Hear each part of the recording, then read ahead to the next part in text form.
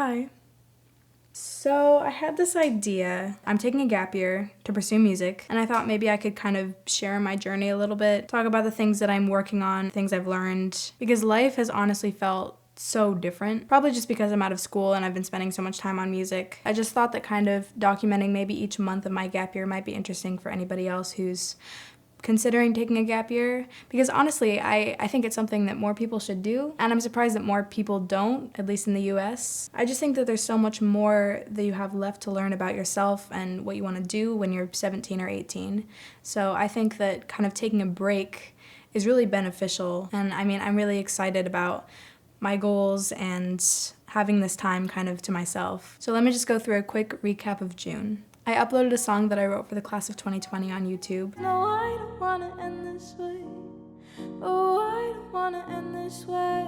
People watched it and it kind of freaked me out. I did a bunch of interviews. I did a radio show. I was in a newspaper. It's a little much. I learned that it takes longer than 2 days to put something on Spotify. I did a socially distanced open house. I spent hours trying to talk in front of the camera for my behind the scenes video for the song that I wrote. And now we don't have, but then the special music for our, it would be I started learning Premiere so I could edit my own videos, and I think I'm getting pretty good at it.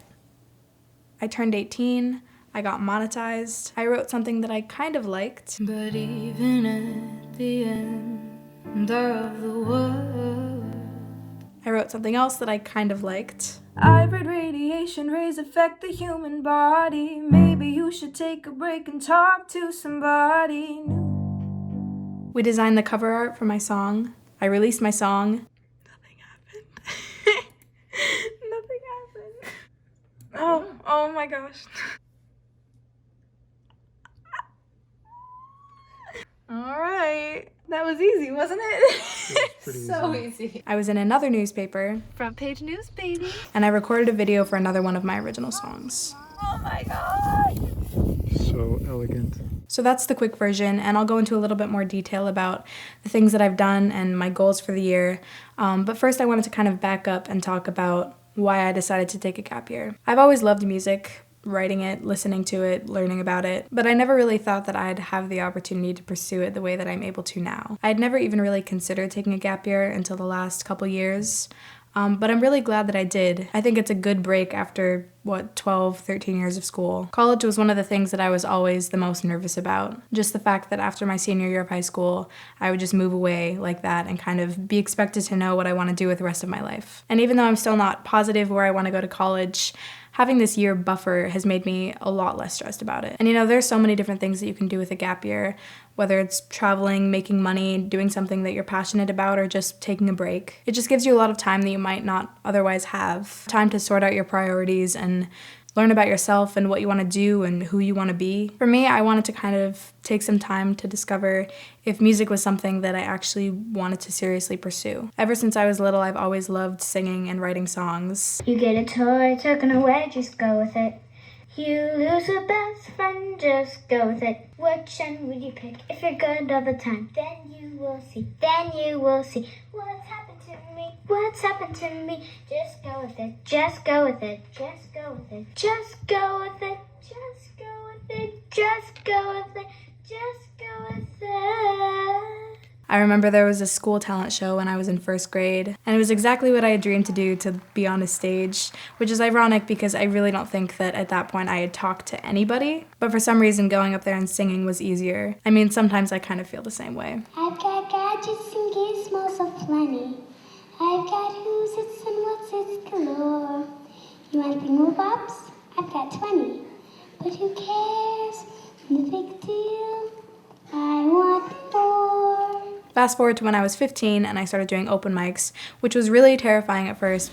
Hi, I'm really nervous. So, yeah, this is my first open mic, so bear with me. But it got a lot easier, and I honestly really miss it. Hello. Just going to open mics and just being in that environment full of people who are going up on stage, being whoever they want to be and doing whatever they want. Music has kind of always been the way that I've been able to say things that I wouldn't otherwise say. Just being I wouldn't say closed off, but a very private person. I'm very selective with who I share parts of myself with. But music, it's made me realize that so many people feel the same way that I do. And it's helped me really come out of my shell in a lot of ways, just being able to communicate with people or connect with people in that way. So that's what kind of initially led me to the idea of taking this gap year. And I had originally planned to kind of travel a bit, play music other places, and I'm also really interested in psychology, so maybe doing internships or programs that are psychology/criminal justice related. But I don't know if that's really possible anymore because of COVID. So a lot of my plans have changed, but it's given me a lot more time to focus on the things that I'm really passionate about. And I was honestly really worried for a while because it's hard to write music when you're not motivated or inspired. And I was worried that if I treated it more like a job, it would kind of become a burden. But even though it's only been a month, I've honestly been surprised how motivated I've been. Sometimes you just need to get started to be motivated, but I don't know, I think I kind of forgot how much I loved music. So my main goal right now is to write and record an album, and I have kind of a thin outline of the songs that I want to be on it. A few of them are just concepts, or things that I wanted to write songs about before. And there are a few of them that are finished. Now I just have to record them. And I'm realizing now how hard that's gonna be after trying to get my single, Standing by My Side, recorded, streamed now. But because I'm such a perfectionist, I'm just a little bit worried that a year isn't gonna be enough to finish an album. But I think it's possible. There's a chance that it might turn into an EP instead of an album, but I'm gonna try my best. I've also been trying to post on YouTube once a week, every Thursday, which has been a lot harder than I anticipated. I keep underestimating how much time a video takes, and now I have a much higher appreciation for anybody who puts out YouTube content because it's a full-time job. But I've really enjoyed learning how to create these videos, and I'm really excited about some of the things that I'm currently working on and the things that are coming. It's only been a month, and I just feel like I've learned so much. One of the biggest things that happened was I was monetized. So to be monetized, you need 1,000 subscribers and 4,000 hours of watch time, which I thought would take the entire year. I think before I posted my song for the class of 2020, I had like 200 hours.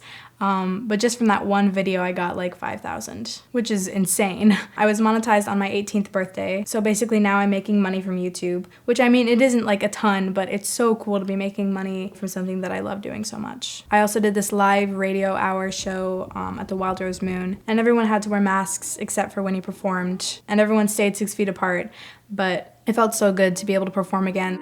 It's all just so bizarre. Here we are, so suddenly. That's what I thought a lot of this gap year was gonna be, going around and performing, and I really missed it.